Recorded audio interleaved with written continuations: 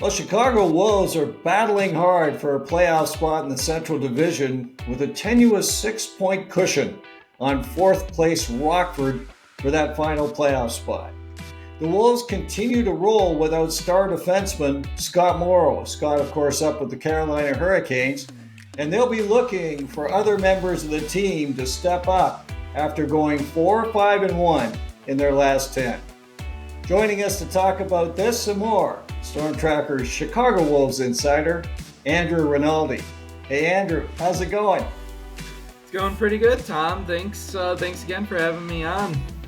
It's always great, and of course, everybody wondering what's going on in Chicago these days. Of course, we know they're volleying hard to try to get in the playoffs. This would be exciting. Last year, not a good year for the Wolves, so if they can get back into that playoff hunt, it'd be a lot of fun.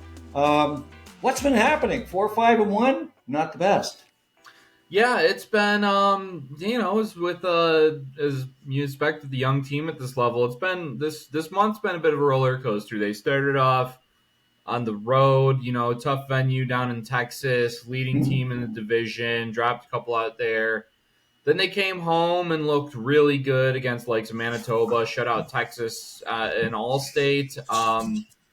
Then there was what I think was a big measuring stick weekend this past weekend with the Hershey Bears coming to town. Now, anyone who's not super familiar with the American League, the Hershey Bears have won the last two Calder Cups on the back of some big veteran play, and are first in their division and are looking to try and make it 3 for 3 here. So.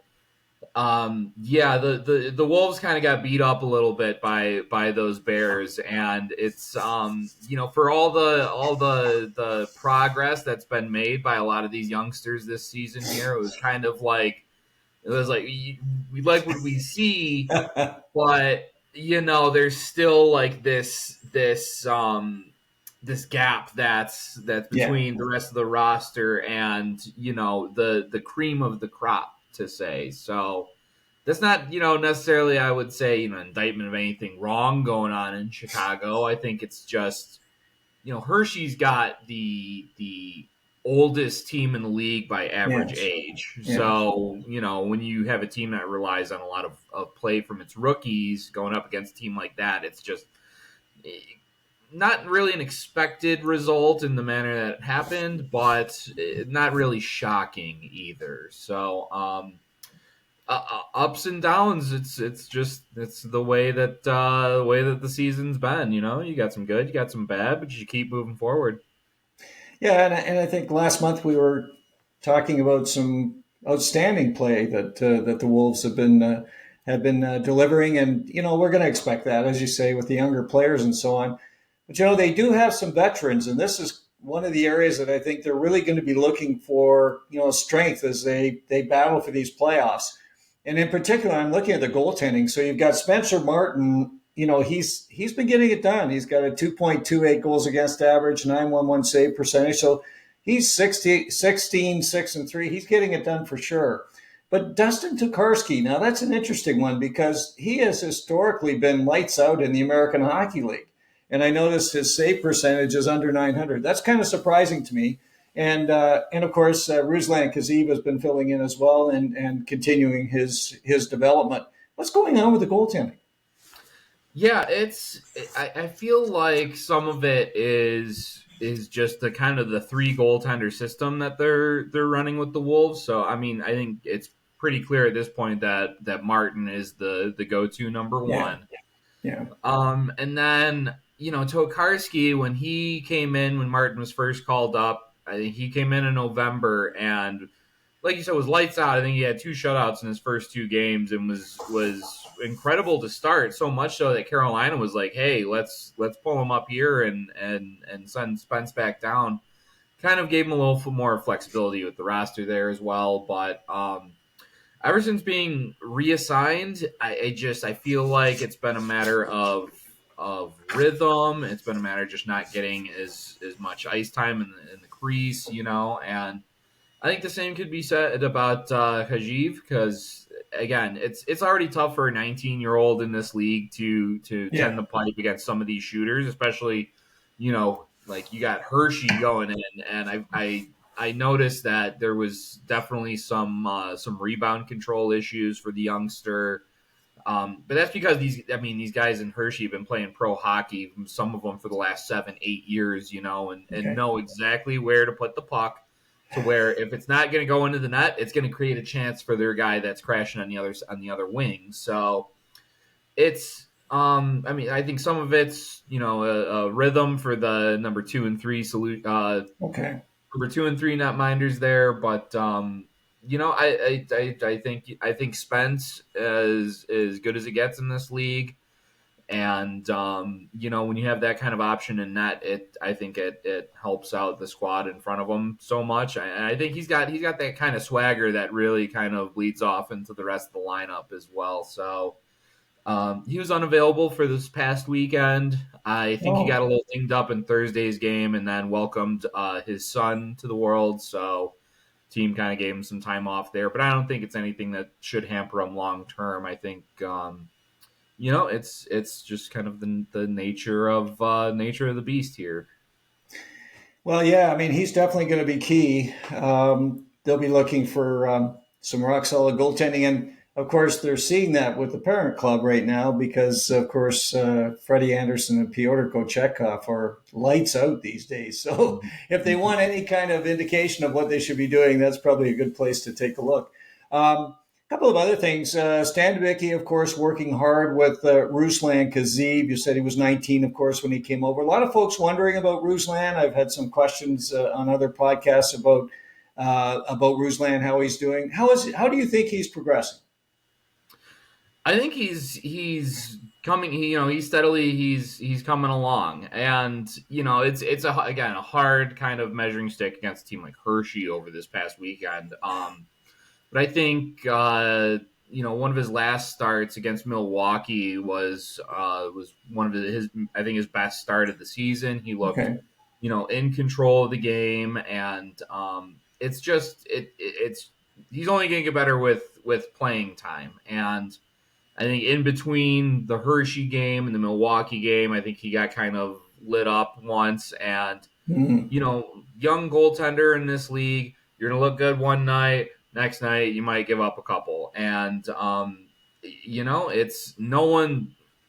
The thing I think that made Pyotr Kochetkov such a enigma is that he came in and immediately dominated. I know Yeah, he was a little he did. older than Ruslan, but um, yeah, it's not always that's not the norm, and I think I don't think anyone was really expecting that out of Khazheyev either. So No.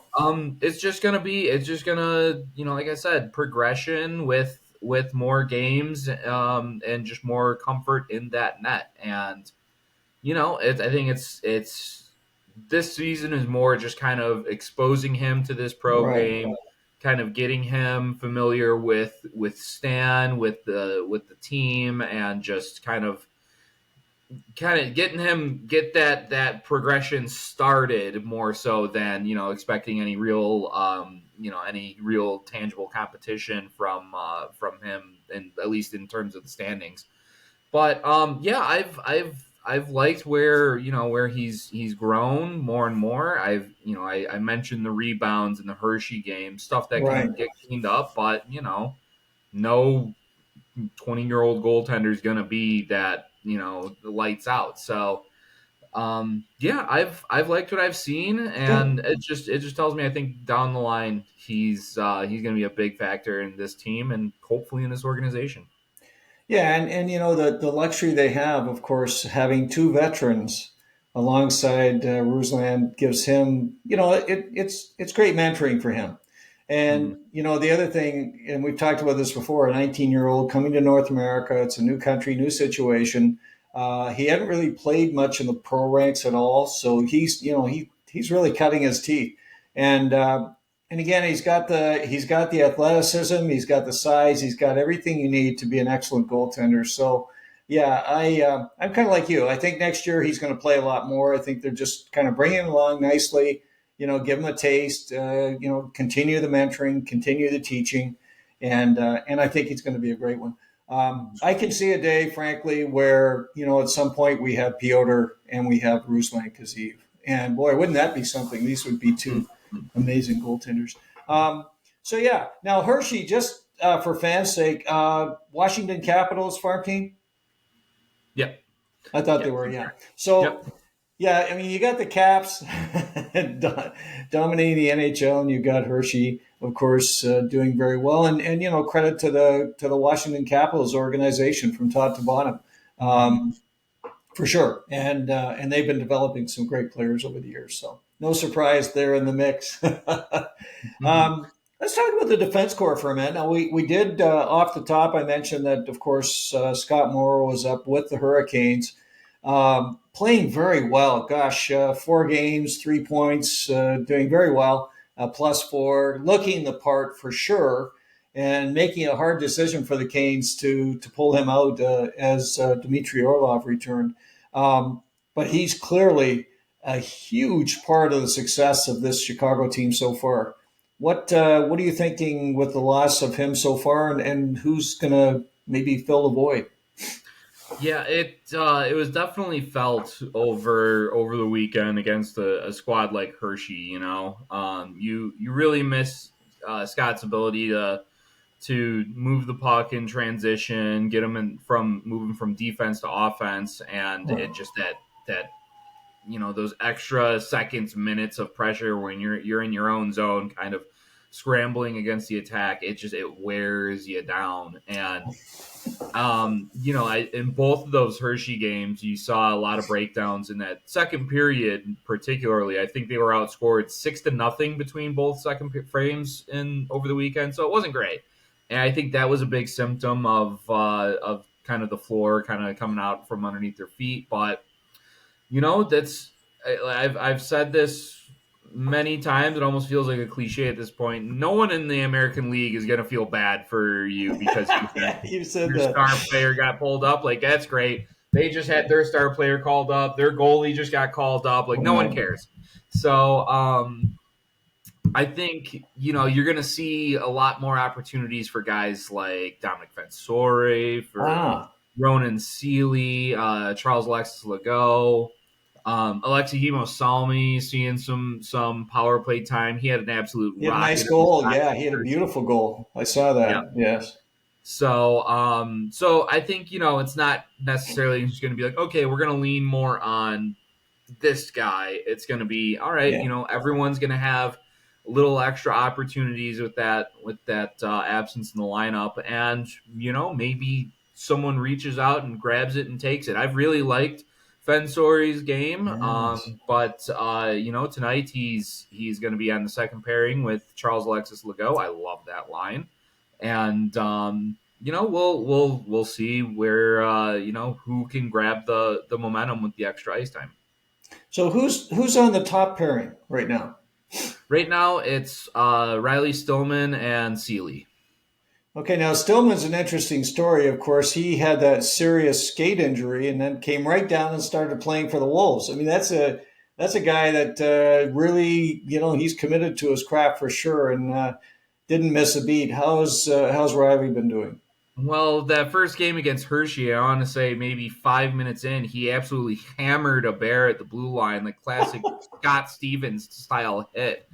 And this is just the kind of you just don't see a whole lot anymore in this game. So certainly that injury, which is just horrifying to think of. Yes.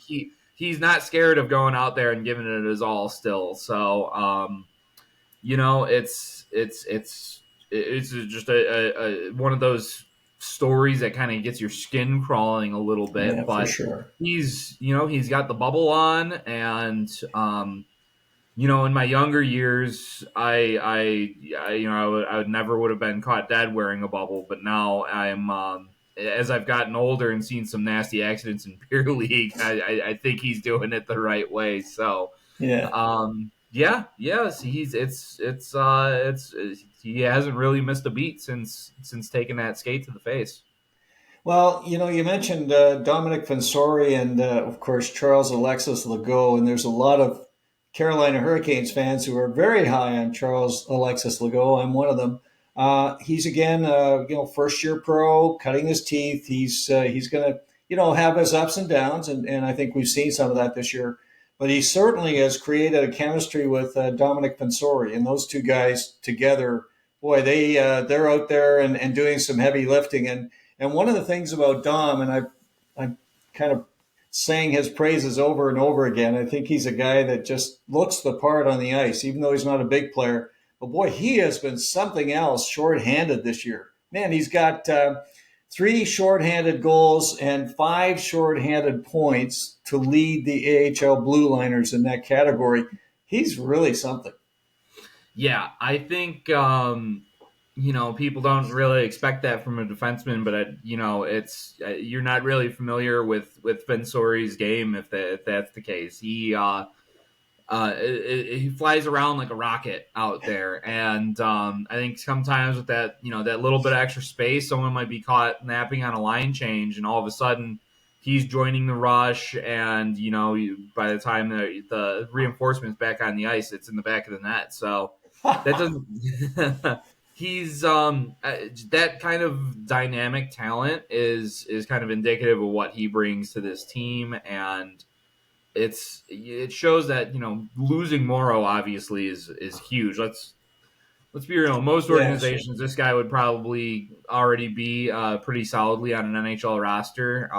So it's been a bit of a luxury to have him down in Chicago, but they've been able to supplement that loss with the guy like Fensori, who you can rely on obviously in the power play, but also on the penalty kill as well. Yeah, Not just to keep the puck out, but to go down and counter at the same time. So it's been a lot of fun to just kind of watch his game steadily grow into. I mean, he's in Chicago last year, and I don't kind of remember him being such a threat on the penalty kill. I don't think he was utilized very much on the penalty right. kill anyway, so we might have to ask Bob Nardello what was up with that. But yeah, it's been watching a lot. He's been a lot of fun to watch. Well, and I think that's one of the key stories with Dom. When he came out of Boston College, of course, he was incredible offensively. We knew that. Um, Power play quarterback, big point guy. But the questions were, could he handle, some of the heavy lifting? And certainly penalty killing is probably one of the tougher areas. And he looks like he's really growing into that. And this is what we've seen in the development and similar development with, of course, Scott Morrow. I think there's a lot to be said for the good work that, the coaching staff in Chicago is doing with these young defensemen. They're really bringing them along nicely and helping them round out their games. And you talk about Scott Morrow. Here's an interesting thing on Scott. We know about his offensive acumen. If we look at the AHL rookie scoring right now, this is kind of fun. Scott's ninth with 39 points. Okay. So that's really great. But Justin Robidas actually third, if you can believe it, with 43, and BradlyNadeau's eighth with 41. 3 of the top 10 rookies in the scoring side are on the Wolves. So that's an impressive story, and again speaks to the quality of these young players that the Canes are drafting and how they're developing. And you look at a guy like BradlyNadeau. I mean, gosh, we talk about him so much. What's going on with Bradley these days? One can kind of look at the score sheet and think like, oh man, this is it's not looking great, because he has 1 goal over his last 9 games. Ah, It's a little tough. I'm not gonna lie. It's been a tough March there for Bradley, but I think you know when he started off the first 5 months of the season, just absolutely lighting up the score sheet. Yeah, yes, it's like okay, kind of not to um, overreact or anything. He still I don't think turns 20 until May. correct. So it's tough for young players to sustain such a level of success at this level of hockey. Yeah, And I don't think it's indicative that he's playing bad necessarily. It's, it's one of those scoring slumps. I still think he's contributing offensively. He's still gotten a couple of assists in that time, and is still, absolutely being keyed in by opposing teams' top defenders. So he's still clearly very much a threat every time he's out on the ice. It's just one of those things where the puck's just not going in for him, and he's not going to be the kind of guy who I think is going to get, um, kind of down in the dumps about himself. He's just going to keep shooting, and eventually they'll start going in again. So, um, yeah, it like I said, you can kind of watch the scorecards and think like, oh wow, like what's going on with Bradley, and it's just one of those things for a young player to get through. And I think honestly, I think it'll be better for his development to go through a slump like this Yeah. and to be like, all right, like what do I kind of got to work on here? I don't want it to be too easy for him. Well, you know what? It's these kind of slumps are not limited, of course, to Bradley and the American Hockey League. We see them regularly with some of the, the big gunners in the NHL, and it, he came out of the World Juniors and was just incredible for a period of time. He looked like he was scoring almost every game. So you are going to go through this, and I think the biggest, situation you want to look for is how's he going to kind of pull himself out of it. The other thing too, he had great success on the power play, and of course missing Scott Morrow there is putting some pressure on some others. And again, sometimes one or two players missing can change a lot for you. So he's going through that stage. We're going to have to keep an eye on him. He'll come back. We know he's a natural goal scorer. This guy is he's definitely one of those guys that can put the puck in the net and do it readily. And I think the big area that he needs to continue to work on, of course, is his 200-foot game, because as he gets that, he's going to start to become real potential for the Carolina Hurricanes. And a lot of folks think that Bradley's going to join them next year. A lot of it's going to depend on what the roster looks like. Right now, it's starting to look like the Canes are going to have a lot of money to spend, so they're going to be buying a number of different players to come in and join them. Which I don't know what that's going to leave in terms of another younger player. They do have, of course, Jackson Blake, who's doing a nice job this year. So for sure, we're going to keep an eye on Bradley. We really are rooting for him to continue his fine rookie season for sure. And I think he's the number one goal scorer on the rookie side as well at this stage. So he's definitely getting it done. Hey, what can you say about Justin Robidas? This guy he's just getting it done, and he has the entire season. I mean, his numbers reflect that, and he's been quite the story. So what's going on with Justin these days? I don't know what more I can say about Justin Robidas that I haven't said in months past. He's continued. He's one of those guys where you're aware of him coming in, but I think the spotlight was more on guys like Nadeau and Morrow heading into this season, and now he's really kind of taken a hold on his spot in the lineup and the impact that he's making on every side, in special teams, 5-on-5 play. He's just it's been real fun to watch his game growing as well, and I think it's his game was mature beyond his years coming in, and it allowed him to adapt to that pro style just so much Yeah. easier than some of these other guys that can come out of juniors where like you're the stud and then you make it to the pro level, and you're not quite dominating grown men like you are other your peers. So it can be a much harder transition for him, but he's been a kid to just give his all on every single shift.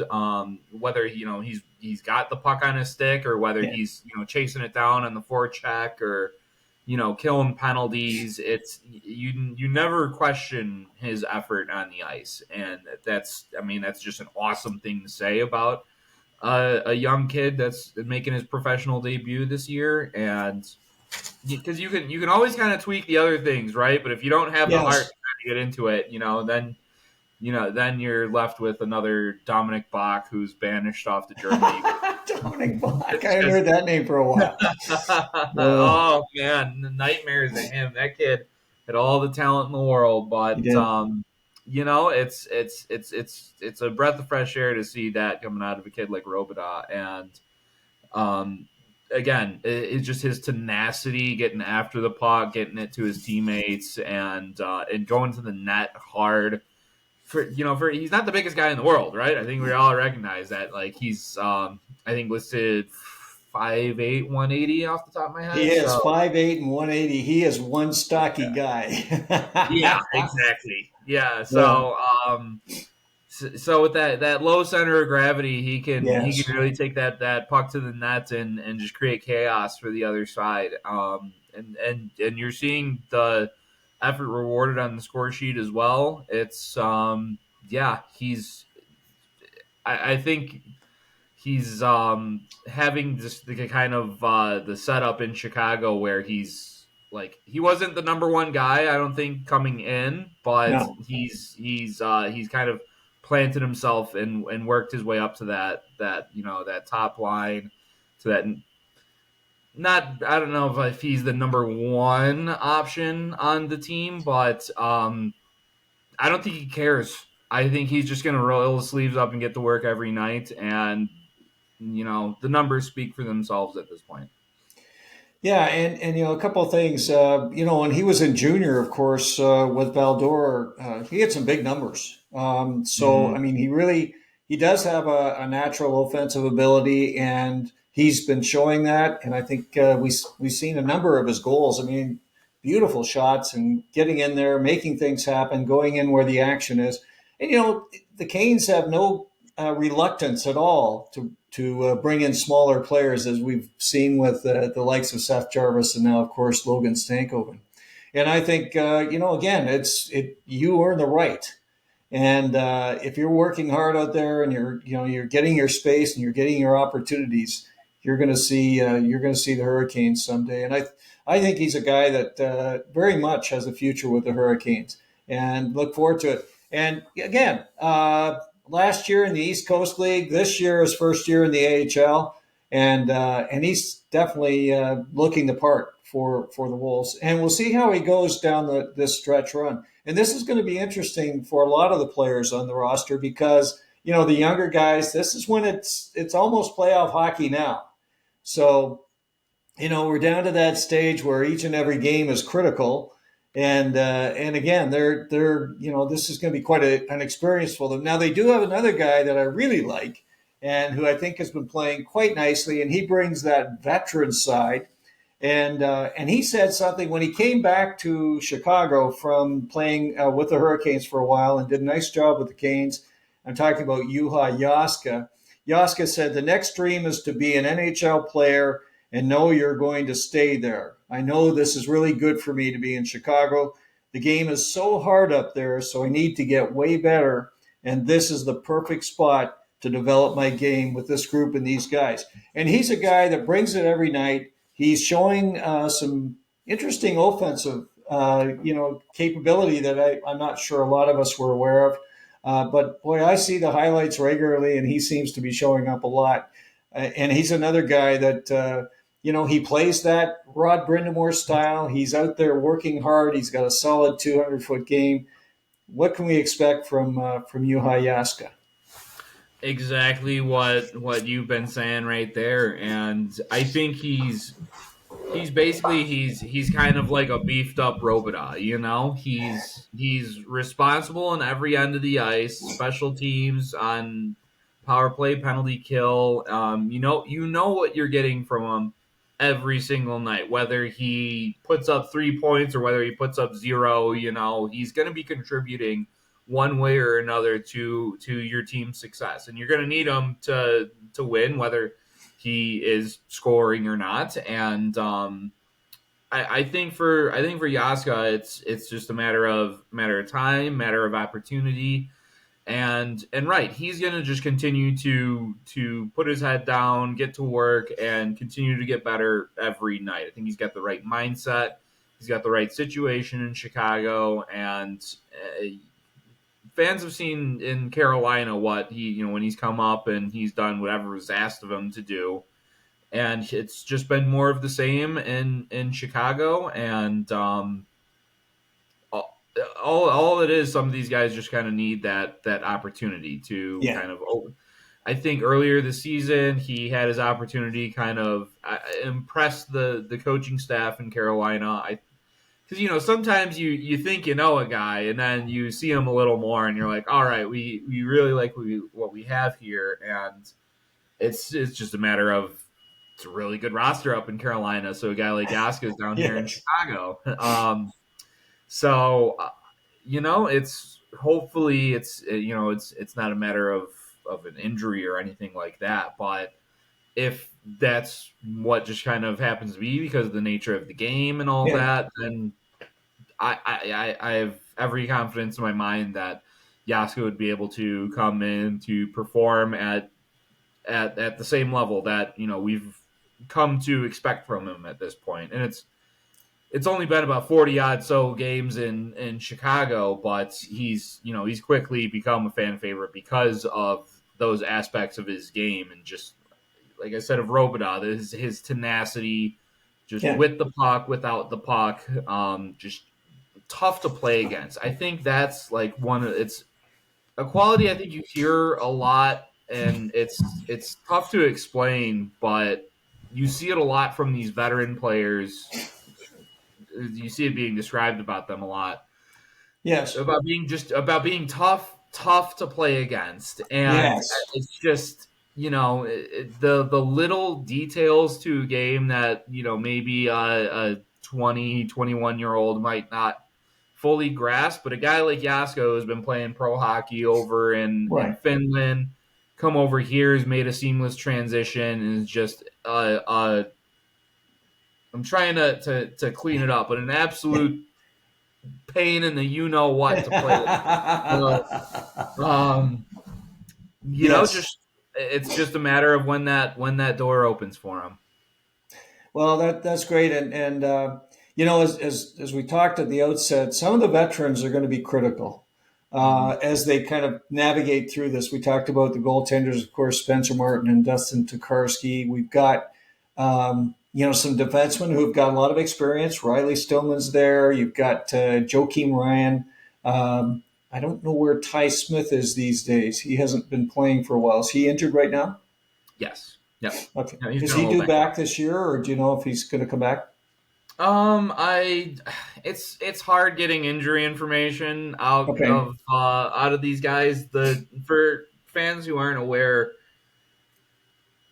I would it's all it's as long if you're under contract with Carolina, I would have to get through Carolina to get Yes. Ah. information about the specifics about the injuries. And Okay. unless your name is like Walt Ruff, you're not going to know that stuff even in Carolina, let alone is the guy from Chicago going to know about it. Yes. So Okay. not necessarily, but it's the long and short of it is they're pretty hush hush about injury Okay. details. Yeah. Well, we haven't heard about him for a while. Now, up front, you've got obviously Josiah Slavin, the captain of the squad. You've got Skylar Brindamore. You've got Juha Jaaska. You've got Ryan Suzuki. So you do have again some veterans up front that they're going to be critical as you go through. Um, one other player I'm kind of thinking about these days, and it's back to our discussion about Ruslan Khazheyev. Another 19-year-old that came over, kind of had a tough period. He got a high ankle strain and was out 3 months. I mean, this is hard for a first-year guy, and trying to find his way in North America and everything else. Of course, I'm talking about Gleb Trikozov. What's going on with Gleb Trikozov these days? He was back for a couple of games and everyone was all excited for him. And I'm not sure if it was re-aggravation of his injury or not, if that same one or if it was a new one. Again, details, but yeah, he hasn't played since March 2nd against Wow. Texas. So Okay. yeah, he got injured early in December, was back for 2 games by the look of it, Yeah. and then unfortunately he's just been out again. So just tough luck is really the best I can say. I was really hoping to see more of this kid, especially after he'd scored a couple goals in November, and I'm like, all right, like once you kind of like settle in, like here we go, and all the train's going, and I know there's like the big like Gleb meme and everything, so um, yeah, it's just been a tough rookie year for him. Yeah. And I think he's, as you said, kind of like with Ruslan. This is expecting more to be kind of like a ease him in type situation. They weren't expecting him to run the power play or anything quite yet. It was more just kind of like he was. I mean, at least at the beginning of the season, he was pretty sheltered down in the bottom Yes. six and all of Yes. that. So, um, just unfortunately, it's just the hockey gods haven't been very kind to him. So hopefully, he can kind of get healthy towards the last month of the season here, and maybe make an appearance in the postseason. Well, I sure hope so. And I understand they wanted to bring him over. Of course, he wasn't getting much action, certainly at the KHL level, which is where he needed to be. And the Canes felt it was best to get him over here and get him into the system, and starting to learn the way of life for Carolina Hurricanes players. He had an outstanding prospect showcase, as you might recall. He was just wonderful to watch. A skilled player. He can really shoot the puck. And yeah, like you, I'm hoping he's going to get a little bit of ice here, so we can see how he's going to come along. Of course, ahead next year will be a different year for him, I'm sure. And it's just been one of those years where it's kind of tough. But again, he's a guy with a lot of talent. He's still very young, so we'll keep an eye on Gleb and see how he's coming along. Look forward to his development for sure. So some big games coming up. Next on Tuesday, of course, they're going to be playing Rockford, so that's a 4-pointer. Yeah. So Chicago's currently sitting at fourth, and Rockford is in at fifth in the last spot in the Central. Okay, So the way that the bracket works out in the Central Division side, the top three seeds are kind of like already like in, right? And then you okay. have the 4 and the 5 seed will play a 3-game series, kind of like a play-in type deal. Okay. The AHL is very like convoluted. Basically, everyone makes it. Um, Unless it's 2023, in which case both of my beats missed it. But well, thankfully, that was a couple years ago. So they're pretty comfortably in at this point. Rockford is Okay. chasing them. I feel like Rockford should be a better team than what it is. I think Artyom Levshunov, the number 2 pick from last year, he was just called up to He's up with Chicago. Chicago. Yeah. Kevin Korchinski is another first rounder Right. that was there, along with Frank Nazar, but I believe he's up in He's up. Chicago. Yeah. And the Blackhawks are just throwing all of their young guns, just juggling them back and forth. We Slaggert, I don't know. think. Did Slaggert play here as well? Slaggert's down there Yeah. in Yeah. Rockford. Yep. Yeah. So there's a lot of potential there, but they've like all year you've been waiting for them to just kind of like put it together, and it's just never really happened for them. But this will be a big one on Tuesday. They got Texas coming in. Yes. This game on Friday night starts about a half hour from now, so I'll be tuning into that. And then another one on Saturday.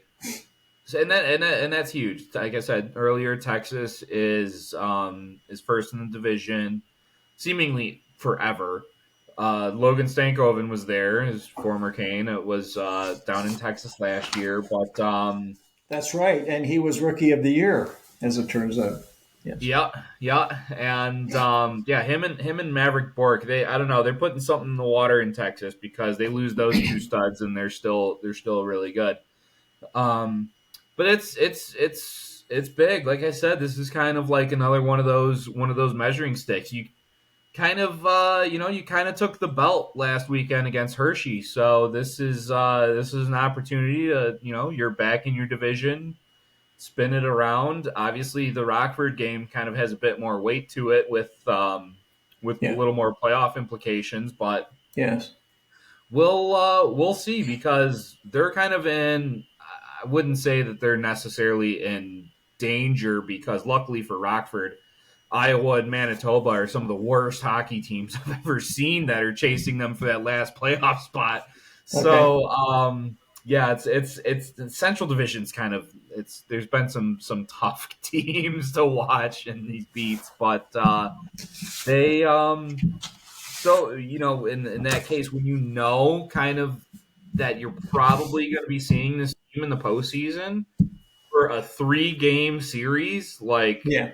it's you're gonna be wanting to send a message when that comes in. So obviously there's a month left in the season. There's a lot to go. Anything can change between now and then, but there's never too early to start sending a message. So yeah.